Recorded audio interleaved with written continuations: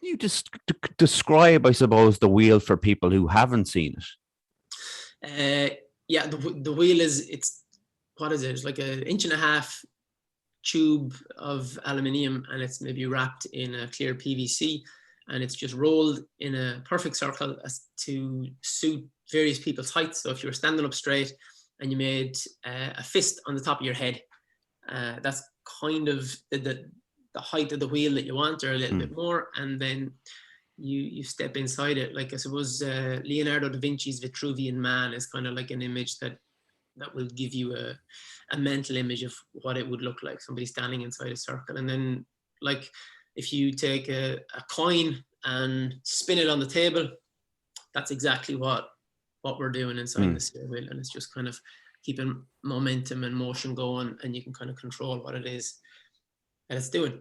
Yeah. And I think, so when you, because you told me about it after we spoke in Fusion about how to square a circle. What was the idea behind that?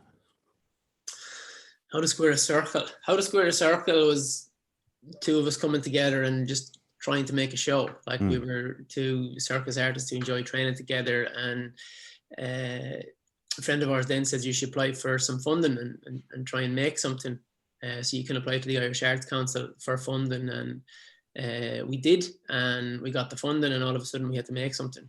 We didn't know how to make a show. And so, like, How to Square a Circle was made twice. We made it the first time in kind of one iteration, the very best that we could do. And then the second time, we kind of got more people involved. We got funding to kind of retour the show, but we took funding from that to, like, redevelop it a little bit, spend time kind of giving it more structure, more of a narrative, and kind of just make it kind of one whole package. And, like, one of your questions is about kind of creativity. Like, we didn't really know what it was we were setting out to make, even though to get the money from the Arts Council, you need to pitch a very clear picture of what it is that you're going to do. But more often than not, anytime I've went to create something, I've started out with an idea, and by the time it's finished, it's kind of something completely different, that in the process of making, you say something else. So sometimes you go into a project and you're like, you know what, this is something I've been pondering, and this is something I'd like to create a piece of work about.